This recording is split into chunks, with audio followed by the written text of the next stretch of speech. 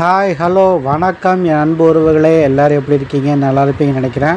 ஆக்சுவலாக நம்ம மனோரா பீச்சில் வந்துட்டு பீச்சையும் பார்த்துட்டோம்.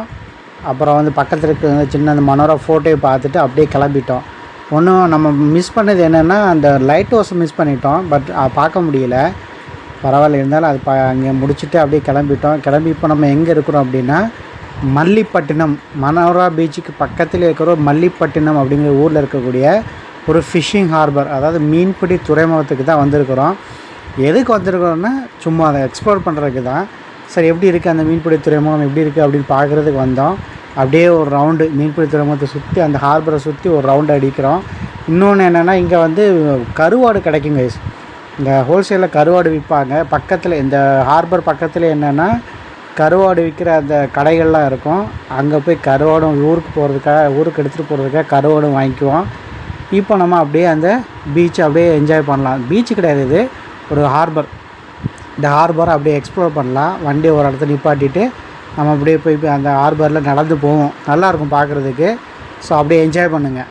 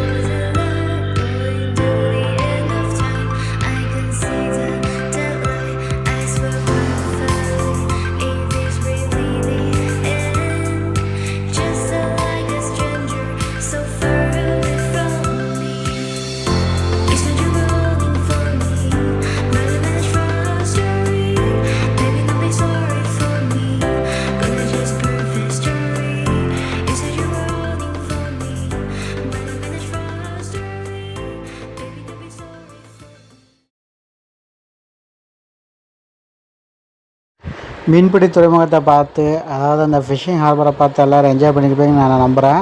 இப்போ அதை முடிச்சுட்டு நம்ம இப்போ என்ன பண்ணுறோன்னா மருந்தீஸ்வரர் கோயிலுக்கு கிளம்பிட்டோம். ஆக்சுவலாக இந்த மருந்தீஸ்வரர் கோயில் எங்கே இருக்குது அப்படின்னா தஞ்சாவூர் மாவட்டத்தில் மருங்கப்பள்ளம், அதாவது பேராவூரணி பக்கத்தில் மருங்கப்பள்ளம் அப்படிங்கிற ஒரு ஊரில் தான் அதை இருக்குது. ஸோ அதை நம்ம அந்த கோயிலை பற்றின டீட்டெயில்ஸ் நான் உங்களுக்கு எனக்கு தெரிஞ்ச வரைக்கும் சின்னதாக ஒரு எக்ஸ்பிளைன் பண்ணுறேன். மேலோட்டமாக உங்களுக்கு சொல்கிறேன். அதாவது இந்த கோயில் வந்து 7th செஞ்சுரியில் கட்டப்பட்ட ஒரு ஏன்ஷியன்ட் டெம்பிள் தான். இதை வந்துட்டு சோழர்கள் வந்துட்டு அப்பப்போ திருப்பணிகளும் செஞ்சுட்டு வந்திருக்காங்க. நிறைய சோழக்கார அரசர்களும் திருப்பணியும் செஞ்சுட்டு வந்திருக்காங்க. இது கோயிலில் இருக்கிறது வந்து சிவன் கோயில் தான். சிவனுக்காக தான் கோயில் இருக்கிறாரு. இந்த கோயிலுக்கு இன்னொரு பேரும் இருக்குது. இப்போ நம்ம என்ன சொல்கிறோம் அப்படின்னா மருந்தீஸ்வரர் கோயில்னு சொல்கிறோம் இல்லையா, இதுக்கு இன்னொரு பேர் இருக்குது, ஔஷதபுரீஸ்வரர் டெம்பிள், அதாவது ஔஷதபுரீஸ்வரர் கோவில் அப்படிங்கிற பேரும் இருக்குது. ஆனால் பெரும்பாலும் புழக்கத்தில் இருக்கிறது வந்துட்டு மருந்தீஸ்வரர் கோயில் தான். இது ஏன் அந்த பேர் வந்தது அப்படின்னா, இந்த கோயில் இப்போ இந்த கோயில் இருக்கிறத சுற்றி இருக்கக்கூடிய ஊரில் இருக்கிற மக்களுக்கெல்லாம் என்ன ஒரு நம்பிக்கைன்னா, இந்த கோயில் வந்து மருத்துவ குணம் நிறைந்த ஒரு கோயில். அதாவது ஹெல்த் இஷ்யூஸ் இருக்கிறவங்க, முக்கியமாக தோல் வியாதிகள், அந்த ஸ்கின் டிசீஸ் இருக்கிறவங்க இந்த கோயிலில் போய் வேண்டிட்டோன்னா அது குணமடையும், இந்த சிவன் வந்து அதை குணப்படுத்துகிறாரு அப்படிங்கிறதுனால தான் இந்த சிவனை மருந்தீஸ்வரர் அப்படின்னு சொல்லி அழைக்கிறாங்க. இதுக்கு ஒரு ஹிஸ்ட்ரி இருக்குது. 2ஆம் சரபோஜி மன்னர், அதாவது மராட்டிய மன்னர் மராட்டியர்கள் ஆட்சி செய்யும்போது, தஞ்சாவூர் ஆட்சி செய்யும்போது 2ஆம் சரபோஜி மன்னருக்கு வந்துட்டு ஒரு தீராத ஒரு தோல் நோய் இருந்ததான். அவர் வந்து இந்த கோயிலில் வந்து வழிபட்டு அந்த தோல் நோய் குணமடைஞ்சதுனால அவங்களும் இந்த கோயிலுக்கு வந்து நிறைய தொண்டு செஞ்சுருக்காங்க. ஸோ இதுதான் எனக்கு தெரிஞ்ச விஷயங்கள். வாங்க இப்போ நம்ம கோயிலுக்கு போவோம், கோயிலில் போய் நிறைய விஷயங்கள் பார்ப்போம்.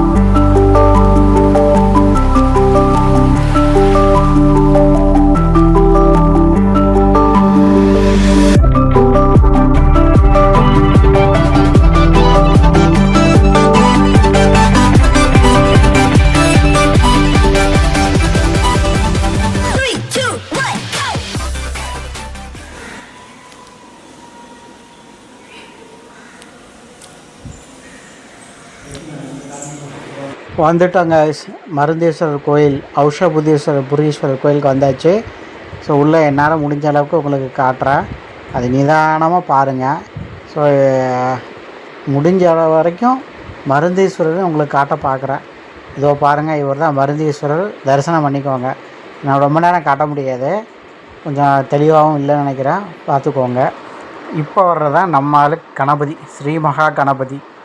எல்லா கோயில்லையும் இவர் இருப்பார்ப்பா, முழு முதல் கடவுள் இல்லையா, அதனால் இவருக்கு எப்போவுமே எல்லா கோயில்லையும் மிகப்பெரிய மதிப்பு உண்டு. ஸ்ரீ மகா கணபதி, அவரையும் கொஞ்சம் பார்த்து தரிசனம் பண்ணிக்கோங்க, கும்பிட்டுக்கோங்க. இந்த கோயில் பார்த்திங்கன்னா அவ்வளோ கலர்ஃபுல்லாக இருக்கும். இது தட்சிணாமூர்த்தி கோயில், சன்னதி ஸ்ரீ தட்சிணாமூர்த்தி. இவரை தரிசனம் பண்ணிக்கோங்க எல்லோரும். அப்புறம் பார்த்திங்கன்னா நான் சொல்ல வந்து என்னென்னா, இந்த கோயில் வந்து சமத்து சஞ்சரி கோயில்னு சொல்கிறோம் இல்லையா, இப்போ நீங்கள் பார்த்தீங்கன்னா அப்படி தெரியாது. என்னென்னா அவ்வளோ கலர்ஃபுல்லாக இருக்கும். இதில் எல்லாமே பெயிண்டிங்கெல்லாம் பண்ணி அவ்வளோ கலர்ஃபுல்லாக இருக்குது.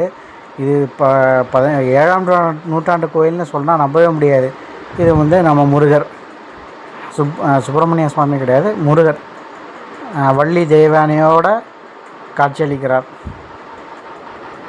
ஸ்ரீ முருகப்பெருமான் ஸ்துதி. அதான் ஏறுமயில் ஏறி விளை ஆடுமுகம் ஒன்று அப்படின்னு வரும் இல்லையா, அந்த ஸ்துதி தான் அது. இது வந்து துர்க்கை அம்மன், ஸ்ரீ துர்க்கை அம்மன். இவங்களையும் அம்மனை வந்து நல்லா தரிசனம் பண்ணிக்கோங்கப்பா. இது துர்க்கை அம்மன் ஸ்ருதி. வாழ்வானவள் துர்கா, வாக்குமானவள், வானில் நின்றவள், இந்த மண்ணில் வந்தவள் அப்படின்னு ஒரு இருக்குது. நெக்ஸ்ட் நம்ம பார்க்க போகிறது ஸ்ரீ சண்டிகேஸ்வரர். இவரையும் தரிசனம் பண்ணிக்கோங்க. நான் காட்டுறேன், நீங்கள் எல்லோரும் அப்படியே பார்த்து அங்கேருந்து பண்ணி. நான் சொன்னேன் இல்லை, கலர்ஃபுல்லாக இருக்குன்னு பாருங்கள். அந்த கோபுரம்லாம் பாருங்கள், அவ்வளோ அழகாக அவ்வளோ கலர்ஃபுல்லாக இருக்குது இல்லையா. பார்த்து என்ஜாய் பண்ணுங்கப்பா, தரிசனம் பண்ணிக்கோங்க.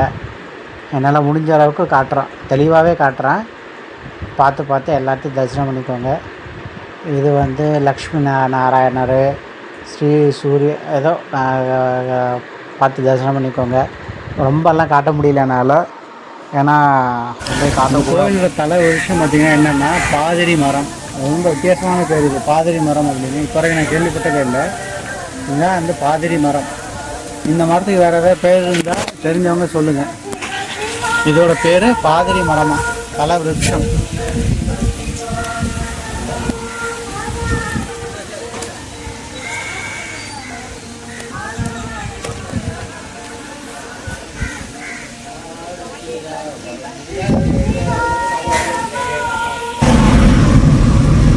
Good morning guys.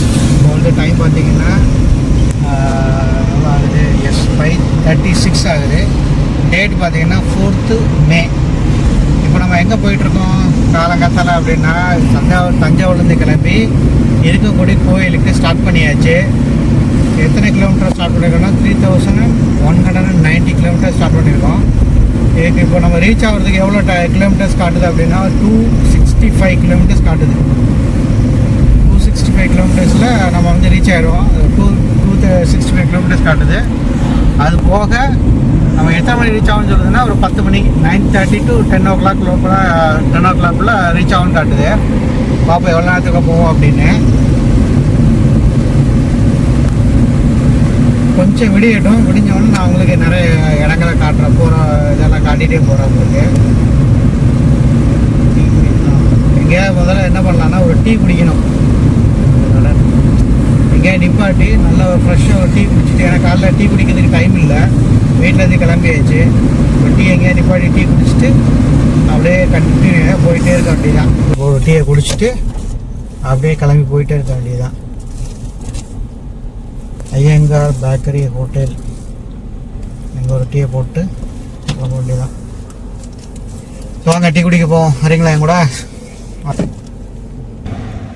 நம்ம இப்போ ஃபுல் டேங்க் ஃபில் பண்ணிட்டோம். எத்தனை கிலோமீட்டரில் ஃபில் பண்ணியிருக்கோன்னா 3205 கிலோமீட்டரில் ஃபுல் டேங்க் ஃபில் பண்ணியிருக்கோம்.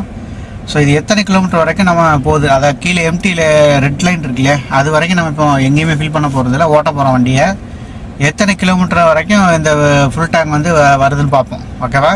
இதான் 3205 கிலோமீட்டர் நம்ம டேங்க் ஃபில் பண்ணியிருக்கோம்.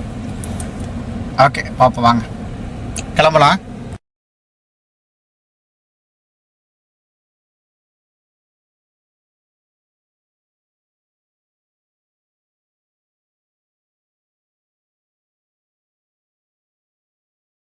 கிளம்புனால நம்ம ஃபஸ்ட்டு டோல் இது என்ன சுங்கச்சாவடின்னு பார்ப்போம்.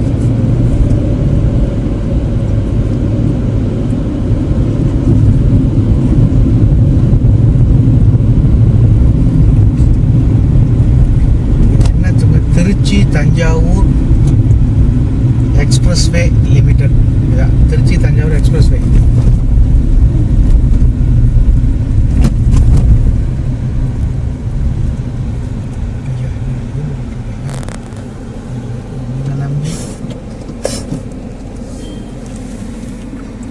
திருச்சி தஞ்சாவூர் எக்ஸ்பிரஸ்வே டோல் இது.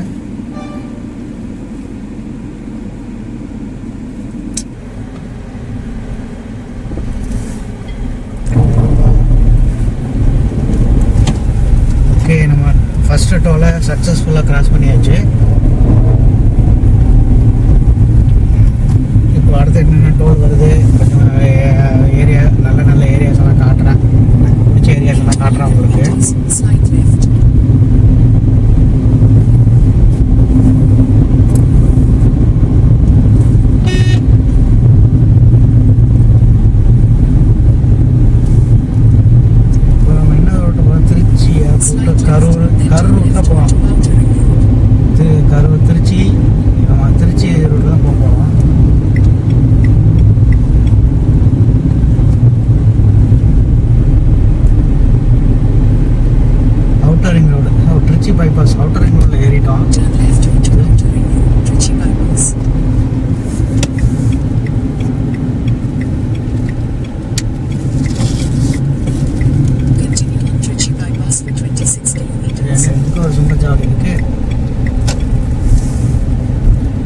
மதுரை 152, கரூர் 110, ராமேஸ்வரம் 224 கிலோமீட்டர் இங்கேருந்து.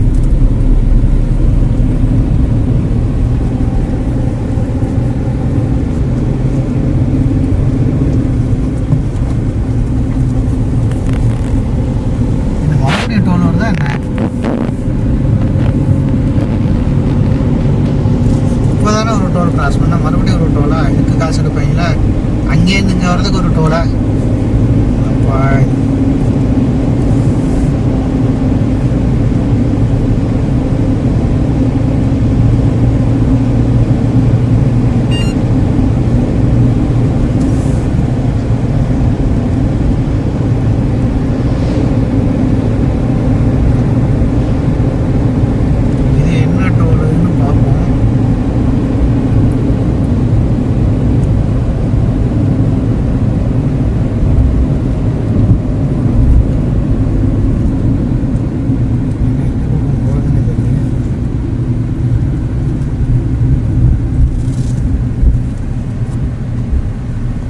Thuvakudi toll Plaza?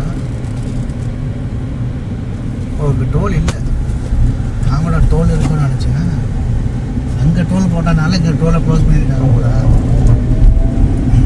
நான் கூட காசு எடுப்பாங்கன்னு நினச்சிட்டேன்.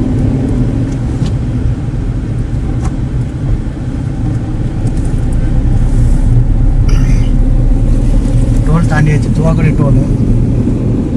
ஆனால் அங்கே காசு வாங்கலை, டோல் இல்லை.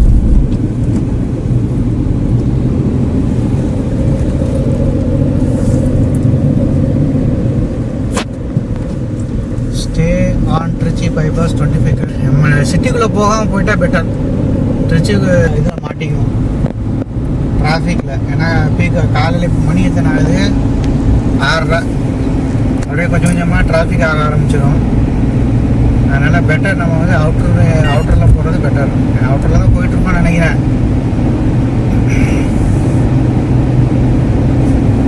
நம்ம திருச்சி பைபாஸ் வந்து முடிச்சாச்சு. திருச்சி பைபாஸ் வந்து வெளியே வர போகிறோம்.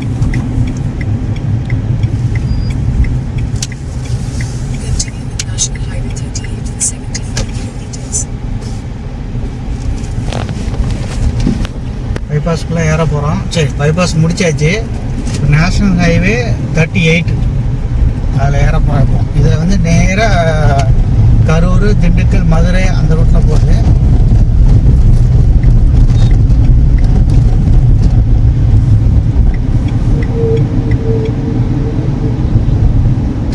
ஓகே, நினைச்சு 38ல் ஏறிட்டோம். ஏதோ ஃபங்க்ஷன் பண்ணியிருக்காங்க போல் இருக்கு.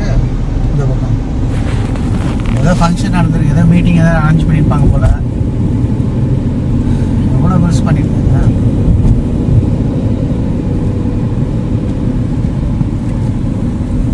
முத்தமிழறிஞர் கலைஞர் மு. கருணாநிதி ஒருங்கிணைந்த பேர். ஓகே, இது வந்து bus stand. Trichy bus stand இங்கே புதுசாக போட்டுட்ருக்காங்க போல் இருக்கு. வெளியில் அவுட்டரில் போட்டுட்ருக்காங்கன்னு நினைக்கிறேன். இங்கே வந்து பஸ் ஸ்டாண்டு வெளியே போட்டுட்ருக்காங்க. ஓகே, நல்ல விஷயம். இன்னும் எவ்வளோ நேரம் காட்டுதுன்னா 3 hour காட்டுது. 206 கிலோமீட்டர்ஸ். இப்போ இங்கேருந்து 206 கிலோமீட்டர்ஸ், அதாவது 206 கிலோமீட்டர் இருக்குது.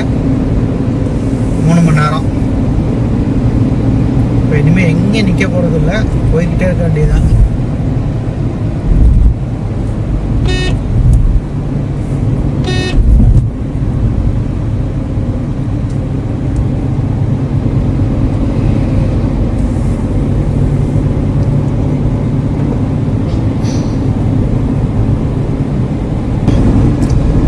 நம்ம இப்போ வந்து இன்னைக்கு ஸ்டார்ட் பண்ணது வந்து 2வது டோலுக்கு வந்திருக்கோம்.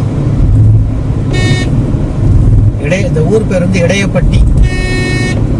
டோல் பேர் என்னன்னு பார்த்து சொல்கிறேன். இந்த ஊர் பேர் இடையப்பட்டி. இன்னைக்கு 2வது டோல்.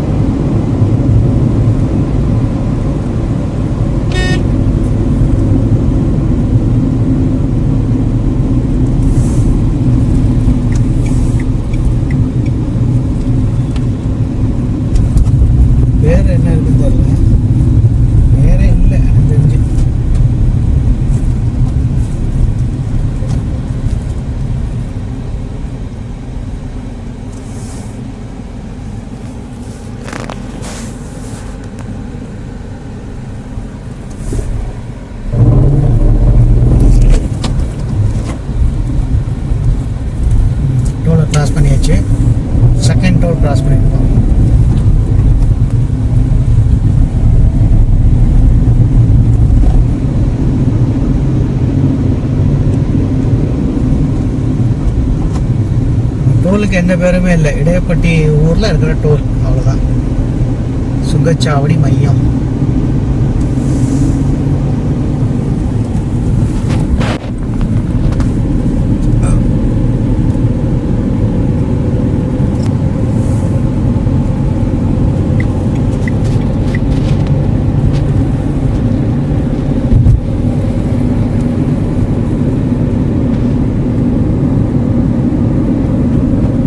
ரோடு சூப்பராக இருக்குது. NH38.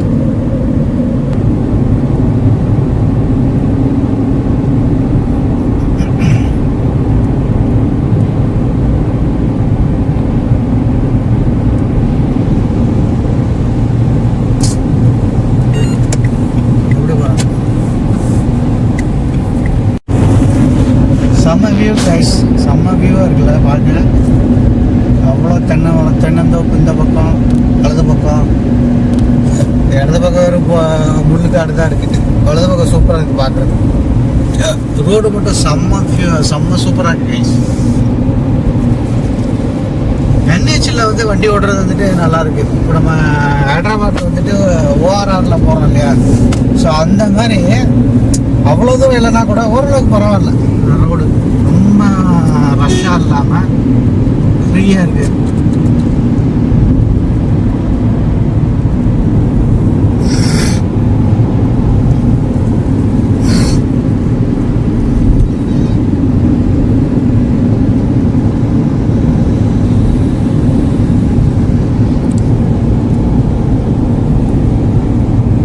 செடி பார்த்தீங்களா, பிங்க் கலர் பூ பூக்குது இல்லை? இது உங்கள் ஊரில் என்ன சொல்லுவீங்கன்னு தெரியல. நாங்கள் இதை வந்து அரளி செடின்னு சொல்லுவோம். அரளிப்பூ, அந்த பிங்க் கலர் இருக்குல்ல, இது அரளிப்பூ. இது வந்து அரளி செடி. இது மேக்ஸிமம் ஹைவேஸில் வந்து சென்டர் மீடியத்தில் வச்சுருப்பாங்க.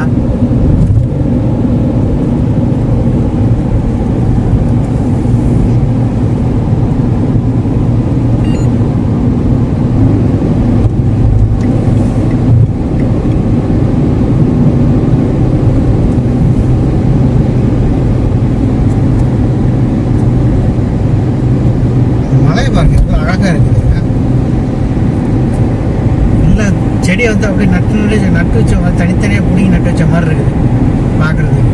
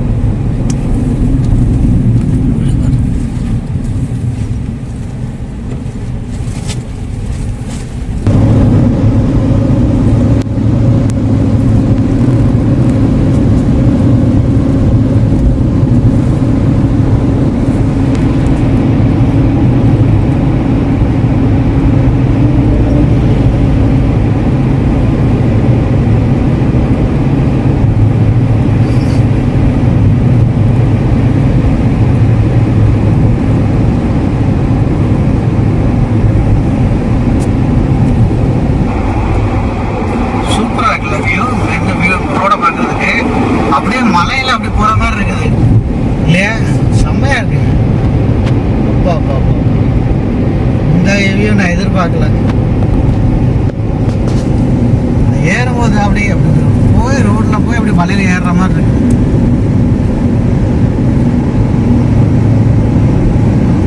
இது என்னன்னா நத்தம் பொன்னம்பட்டி. லெஃப்டில் கட் பண்ணினா பொன்னம்பட்டியா அந்த ஊர் இருக்குது.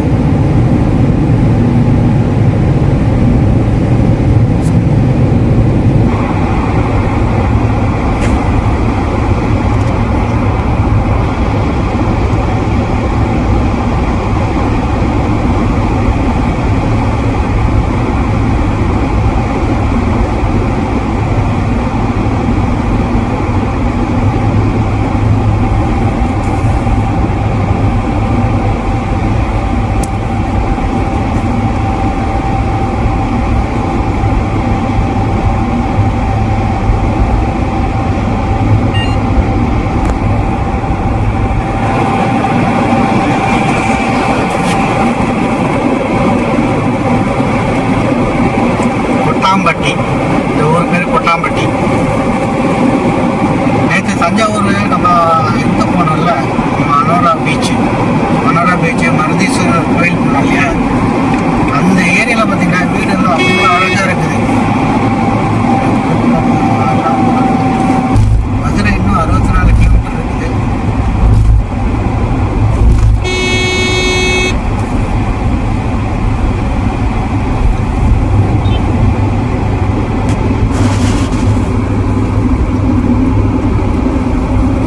இடது பக்கம் போனால் தூரக்குறிச்சி 2 கிலோமீட்டரு, நத்தம் 28 கிலோமீட்டர் அந்த மாதிரி இருக்குது.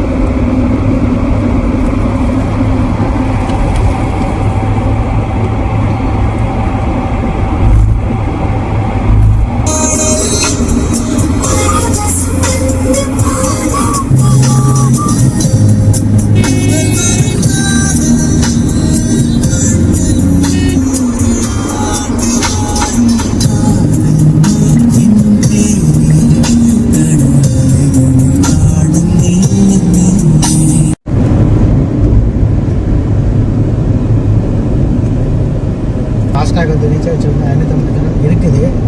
ரீசார்ஜ் பண்ணாமல் விட்டுட்டேன். இப்போ எவ்வளோ இருக்குன்னு பேலன்ஸ் இருக்குன்னு தெரியல. ரீசார்ஜ் பண்ணணும்.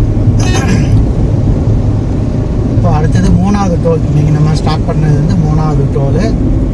எங்கே இது என்ன டோல்னு பார்ப்போம்.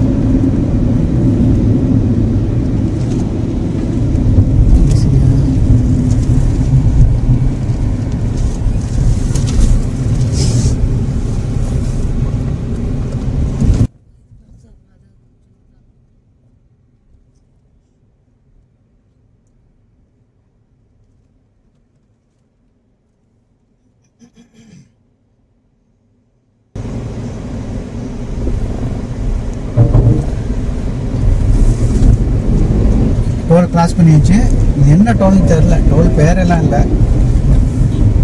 இது விராலிமலை மதுரை அந்த ரோடில் இருக்கிற டோல்.